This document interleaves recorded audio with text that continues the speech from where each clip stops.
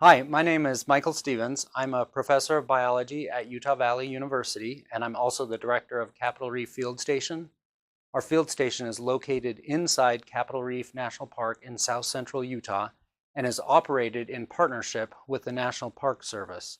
There are only 8 other university-operated field stations located in U.S. national parks. Our setting inside a national park gives us a perfect opportunity to focus on sustainability and to help support the National Park Service's mission of preserving and protecting natural resources.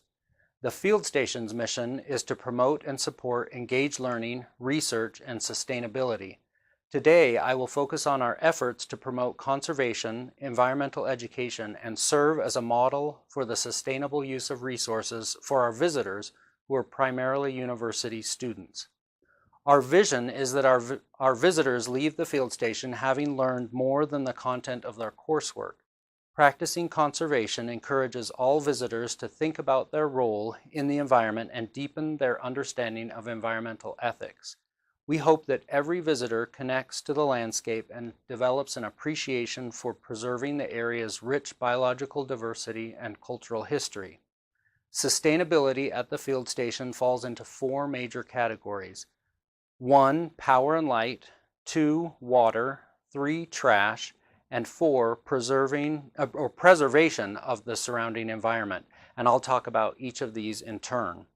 In terms of power and light, all of our electricity is generated on site using solar energy. We take advantage of the desert's abundant sunlight and capture it with 72 200-watt panels, which also serve as covered shaded parking. Up to 14.4 kilowatts of power can be generated, and the excess energy can be stored in a bank of batteries for later use.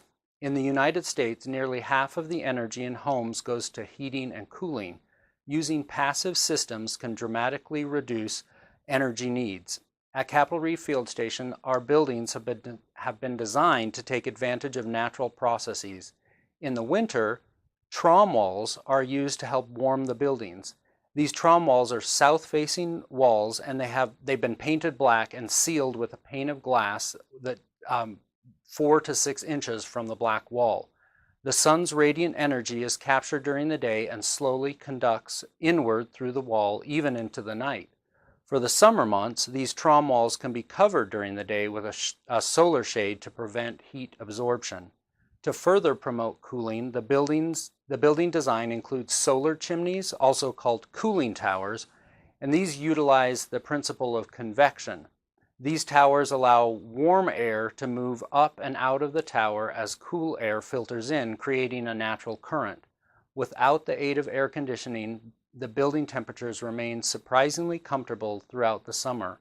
Proper insulation, quality seals around the doors and windows, and white roofs that reflect sunlight also help in maintaining moderate interior temperatures without using a lot of energy. The buildings at the field station were constructed with south-facing windows situated high on the walls. These windows supply ample light throughout the day while conserving energy. Once the sun is down, we continue to save energy by using energy-efficient light bulbs. Of all the awe-inspiring views at the field station, one of the most spectacular is the clear night sky. Capitol Reef National Park and Capitol Reef Field Station take special measures to ensure the preservation of this resource. To minimize our impact on the nocturnal environment, the field station uses low wattage external lighting that points downward. All the windows are equipped with blinds that are closed at night.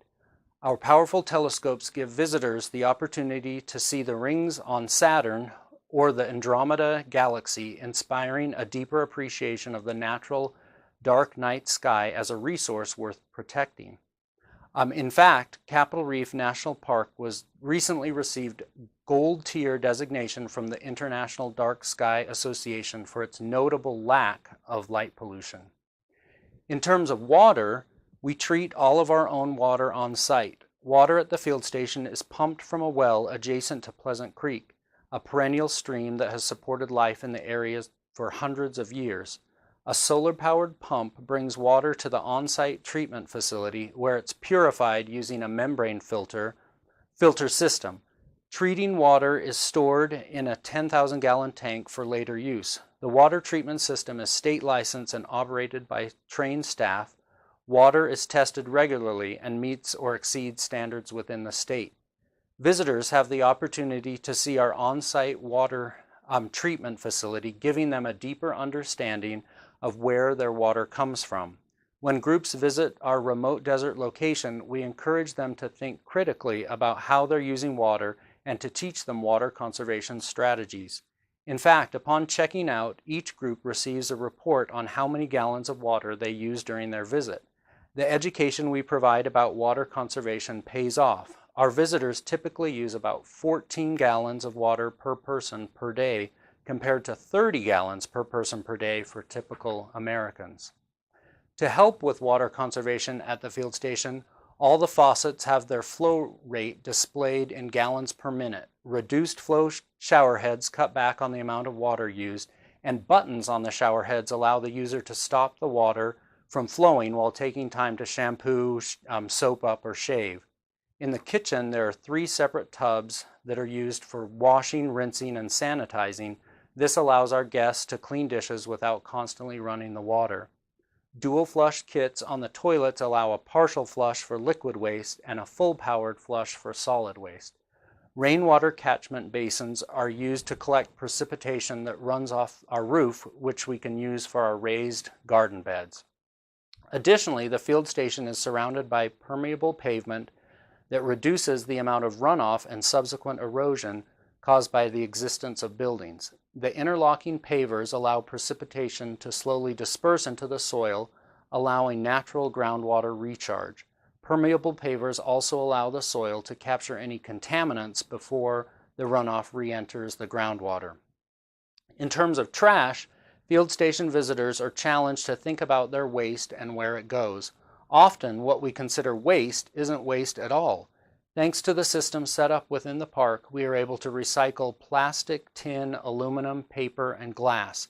We also have a composter to convert fruit and vegetable scraps to nutrient-rich soil for our raised garden beds, showing that kitchen waste can be used to grow food on site. Recycling and composting allow visitors to reduce their environmental impact and significantly decrease the amount of trash they produce. We weigh all the trash that each group produces during their visit and are proud to report that our visitors generate less than 1 pound of trash per person per day. A typical American generates nearly 10 times as much trash. In terms of preserving the surrounding environment, we teach our visitors to follow leave no trace principles, including hiking on established trails, leaving natural objects and artifacts in their place, respecting wildlife, and being considerate of other visitors. Our hope is that the sustainable practices that our visitors learn and experience at the field station will change the way they use and think about resources at home. In fact, we are in the process of developing a follow-up survey for our visitors to report on the long-term impacts of their field station visits in terms of sustainability.